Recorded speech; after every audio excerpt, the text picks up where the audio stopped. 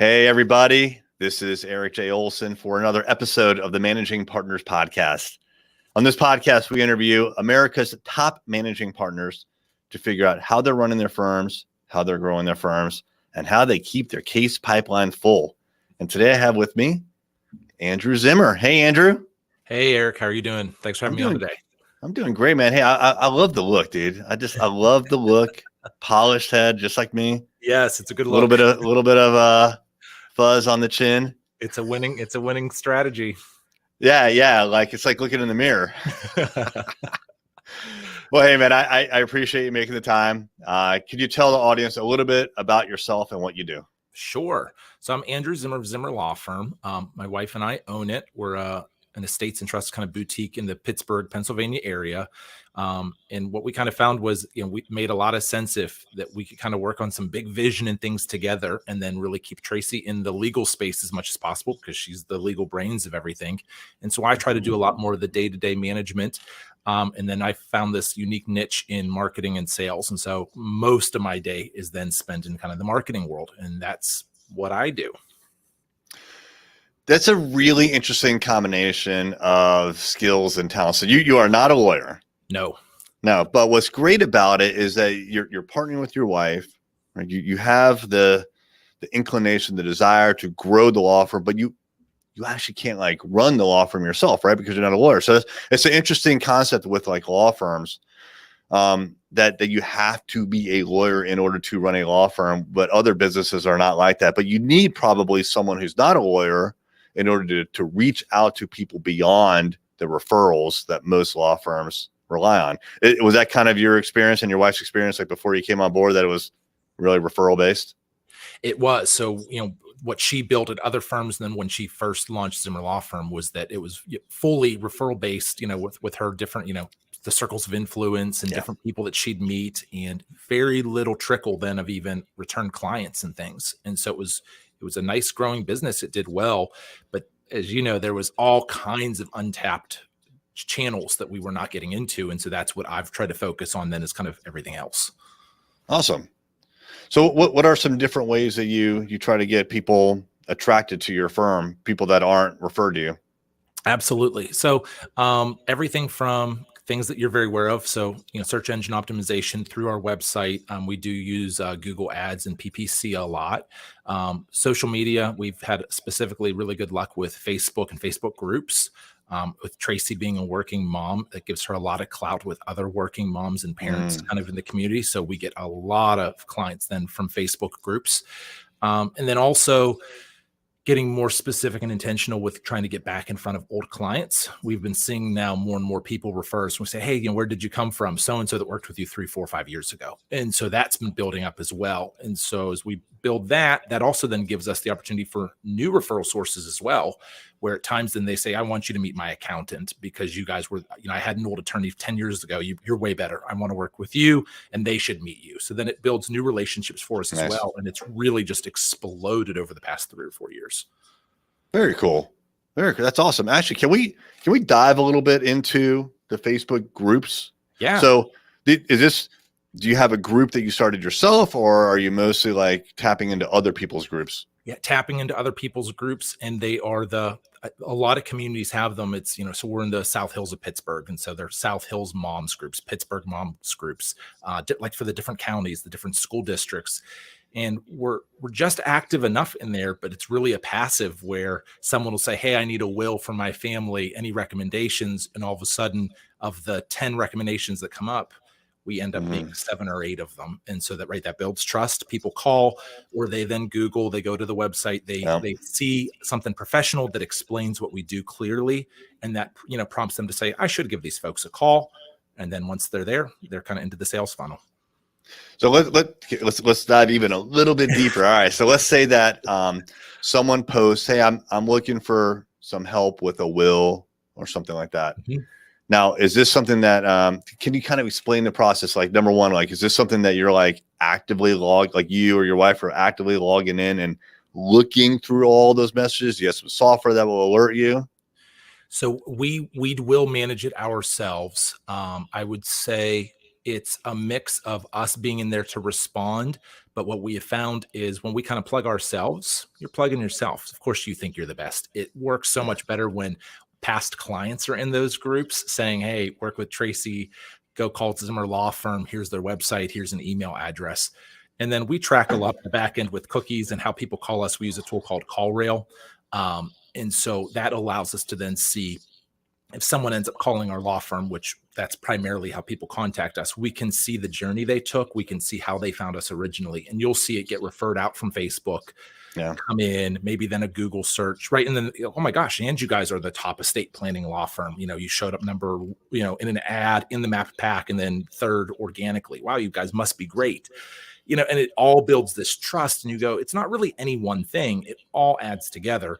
And when you put all that together, I think it builds trust, and that's what gets them to come in. So it's become passive. It was a ton of work on the front end, and now it's a lot more passive. You have to still manage it and stay in, but I don't want to say set and forget, but there's a level of these things kind of function autonomously now. All right. So a couple of things I love about this strategy. One is that you're actually getting referrals, right? Because like you're doing the work. So you're most lawyers, what they'll do is they're just like, hey, if a referral comes in, great. And they don't do anything to generate referrals.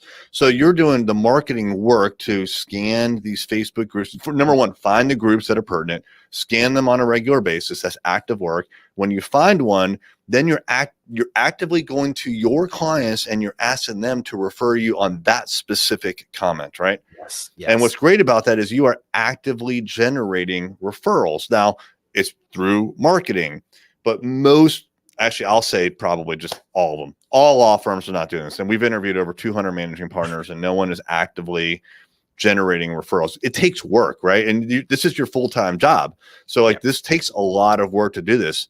I think it's a fantastic system that you got there. I really like it a lot, actually. I appreciate that. And it's allowed us to grow. I mean, kind of from the Grant Cardone thing, we've 10x'd from our first year, and our first year was a wild success where we went, this is really functioning. Well, it's because we put this kind of work in. And it's frustrating. You talk to other people and there's some low hanging fruit. Some of this is really hard, right? People need someone like you to do SEO. This stuff gets complicated quickly, but there are some easy wins to get you more clients. And it's just when people don't take advantage of it, it's like, well, it's just more for folks like us. So I'm happy about it, but you feel bad for them. If like, just, you could get another $100, $150, $200,000 of clients a year, just like without trying. That's amazing. Well, trying a little, right? Because like it's active, right? It takes work, and you've got it. It's just something else to do. Someone's got to do it, and maybe not you, or maybe not the actual managing partner. Or it could just be someone. Go look in these groups. So I love it. But then also how it's coupled with that's like what I would say like hand-to-hand combat.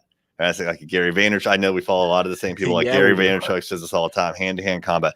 So you're doing that to generate those referrals, right? You find the potential client. You go to your customer base, your power base, using Grant Cardone terminology, and then you activate a referral, right? But then they're going to research you. And this is what's important as well, right? So like most people think, and probably most of the audience thinks, that the most powerful thing that can happen is that you get a referral from a friend, family member, or past client. It's not enough, right? People actually trust the internet more than they trust the referral. So if I get a referral to an estate attorney from my Uncle Bob, I'll be like, man, I got drinks a lot, and let me double check this, right? Yep. So it'll start the process, but I need to validate it myself. And if I don't see that you have a new website, or it's like from 20 years ago, or you've got some bad reviews, or you're not showing up, and if I can't find you, like if I cannot find you, I'm not going to search very long. So what you do is you do the old school hand-to-hand combat to generate those referrals, and then you do the digital marketing. You've done that already. It's in place. I mean, of course you have to maintain it, but now you have the digital marketing to validate even further. I think it's a winning combination. I like it a lot, man. I appreciate that. Now, is this something you dreamed up yourself? Yes, but through trial and error. I'm an electrical engineer by my past career, and the up or downside of that is that I'm very convinced that I can solve any problem if you give me enough time and resources. And so, as we were getting into this, it was I figured I can learn about websites. Oh, how does Google work? Oh, let's go down the rabbit hole. Let's start to understand it. Oh my gosh, there's this thing called SEO, how does that function? You start to learn that. Well, how do paid ads work? Why does it serve one up versus the other? Hey, how do I track across referral sources from the digital space of social media, email campaigns, search? And I just started kind of going down the rabbit hole of it. I like fully immersing myself in a topic. And my kind of nature is, if I go do that 40 hours, 50 hours a week for the next 6 weeks, I can learn a ton, right? I can't necessarily, I'm not number one, but I can probably be top 5% or 10% in a reasonable amount of time. And you go, that's pretty high. That's more than most folks. And that's how I've just learned it and been evolving it over time. That's great. Fantastic. So I know I went like really deep on the Facebook groups, but backing up a little bit to like all of your different tactics and strategies, what is one that you think is working really well for you right now? Paid ads through Google. So, the Google PPC, Google AdWords stuff. It's hitting the mark, huh? All right, cool. Do you send them to your website? Do you send them to a landing page? What's your strategy there? Yeah. So then we create landing pages based on the avatar of the kind of person that we're targeting. Nice. And so I think that's always a big one, is when folks send them back to the homepage. The homepage is so broad, right? The homepage to me is probably the least useful page that we ever have on a website. It's really those niche pages of a bio, because I want to learn about a person or a product area. I want to learn about this specific product, not every single thing you do. And so when we build landing pages, it's like, oh my gosh, are you a young family with young kids and you're worried what happens if both of you pass away and you need a will? And then it's like, man, this narrative just speaks to them because it's based on the search terms. And so I'm not getting grandma hitting that page. I'm getting grandma's pages around, hey, like, I'm widowed. I'm concerned about who's going to help take care of me, or about the kids thinking about their elderly parents. Like, what do we do if? Yep. We build out the pages that way, and it walks you through this narrative story. I really love the book, Building a Story Brand by Donald Miller. Yep. And that taught me, like, how do you tell a story? How do you think about it? And how do you transfer that into the digital space to convince somebody as they read it, like, my gosh, you're speaking to me. And if I'm not speaking to you, kind of then bounce and get out. Yeah. And that's what's really worked for us. So it's not just how do I get the clicks into the website, but how do I use the website to convert? I agree. That was a really strong point at the end. I've read the book too. But a very niched problem that you're trying to solve, right? So instead of just saying we do wills and estates for whoever may happen to come along, no. This is for different phases of people in their life, or maybe like, different ages, different sex, different situations, because you want that person to think, oh my gosh, it's like they're speaking right to me. Yes. Very, very powerful. Now, the downside is you're excluding everybody else, right? So you want to be very targeted with that advertising, the marketing, SEO, right? Yep. And you want to have a lot of them, and it takes time. And that's why you're full-time there, right? This is a full-time job for an engineer has to solve this problem. Yeah, right. If I look at something legal just to put my 2 cents on a contract or some logic in a clause once a week, that's a lot for me. So, I do virtually nothing to help on the legal side. My whole job is marketing, sales, the funnel, contact, touch points with people. That's what I do. That's great.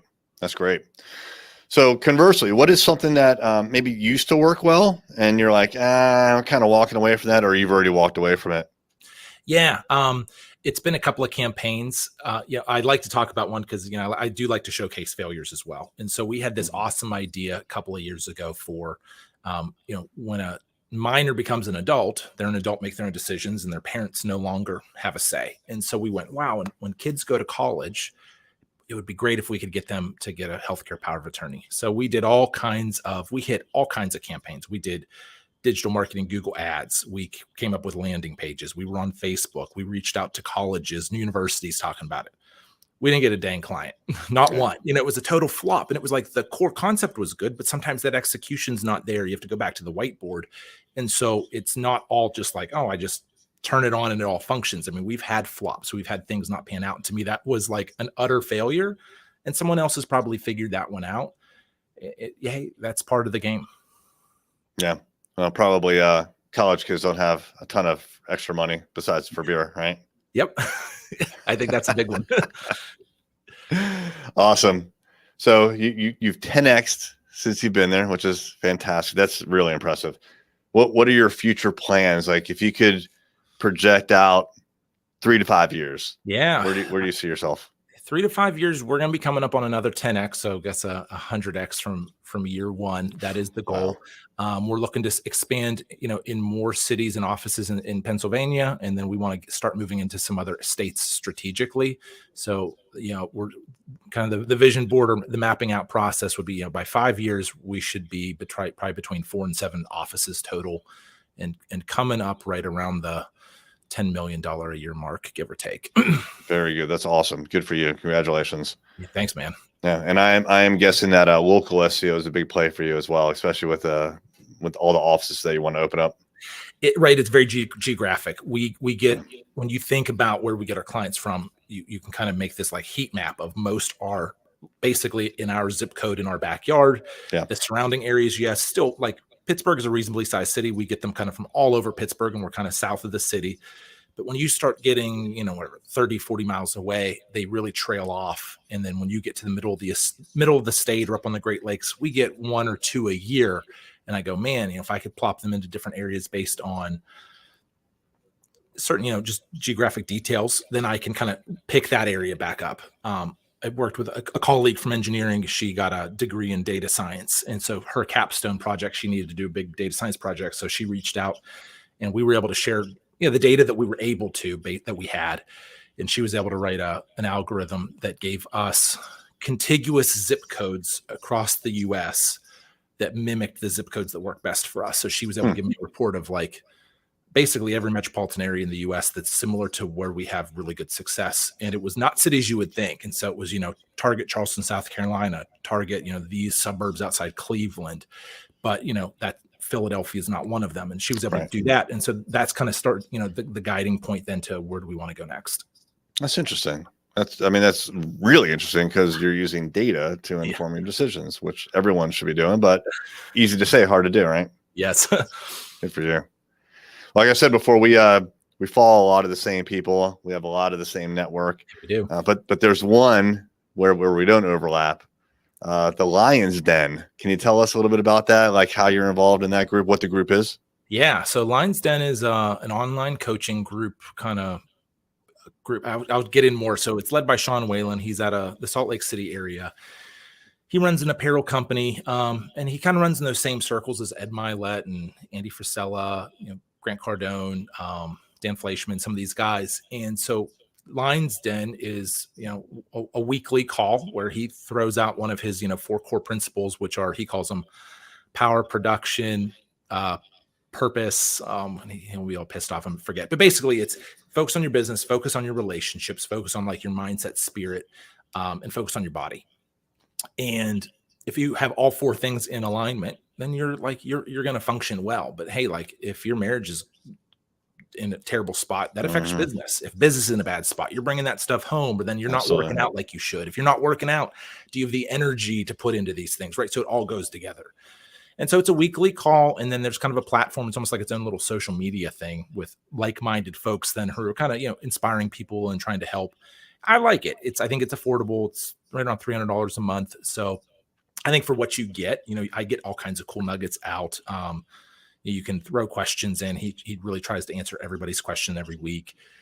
I like it. I like the guy. I think he's hardworking. I mean, he was a guy who was doing very well, went bankrupt in real estate, kind of rebuilt himself. He's very open about his failures and his successes. I followed him for a long time. I thought the guy had to be fake.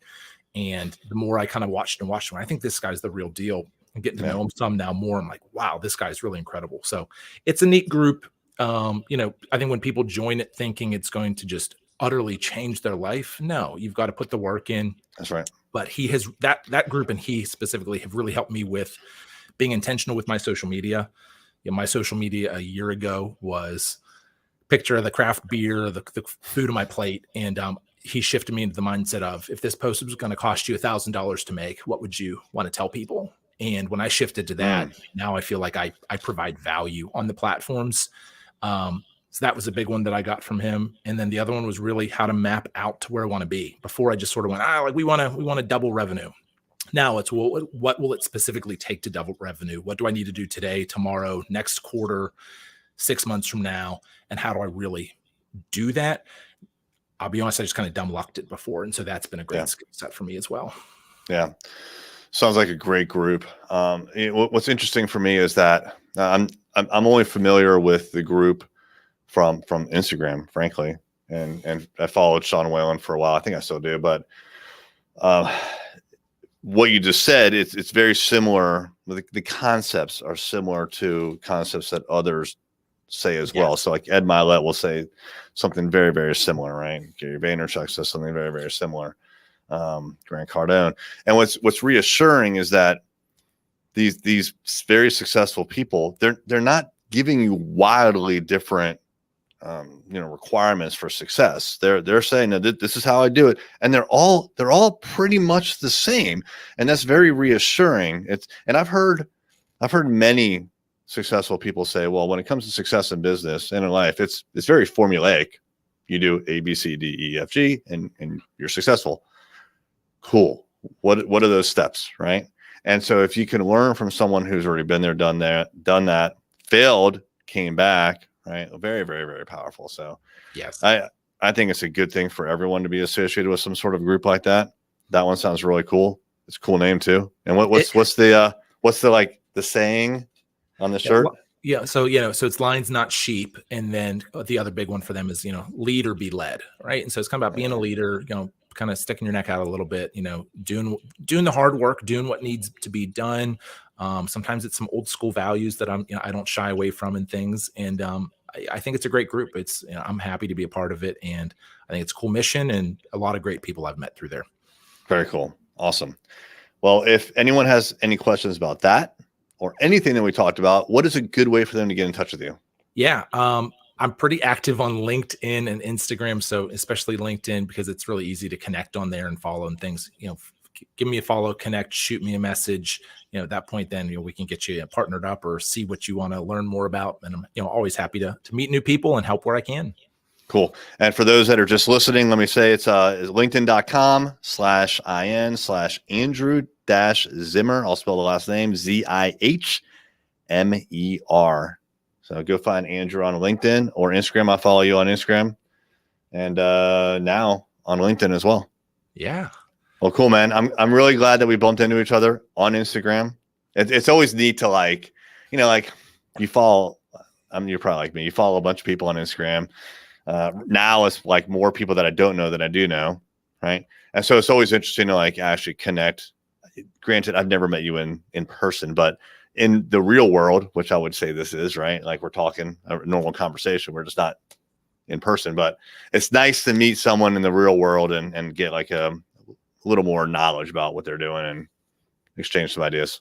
Absolutely. I think that's the beauty of social media, right? It's easy to knock it and there's a huge ugly side to it. But the big one is that it lets you connect, just like you said, us. We never would have crossed the paths. You're probably not in Pittsburgh. I'm not going to be probably down in the, Virginia Beach, Chesapeake area super anytime soon, let alone to have crossed and met up at some coffee shop and bumped into each other.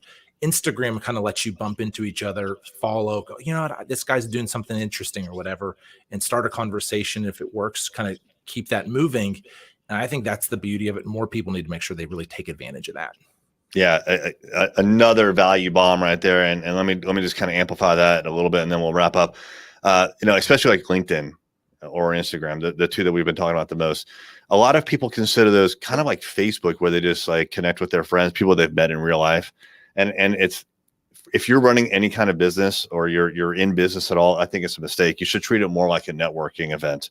When you go to a networking event, if you're going with people that and you stay with them, you're really kind of blowing the opportunity to meet new people. So you should consider it like a networking event where you go out and you actively try to find new people to introduce yourself to have a conversation with, and maybe something can happen. So, all right, Andrew, that was great, man. I appreciate it. Absolutely. That was fun.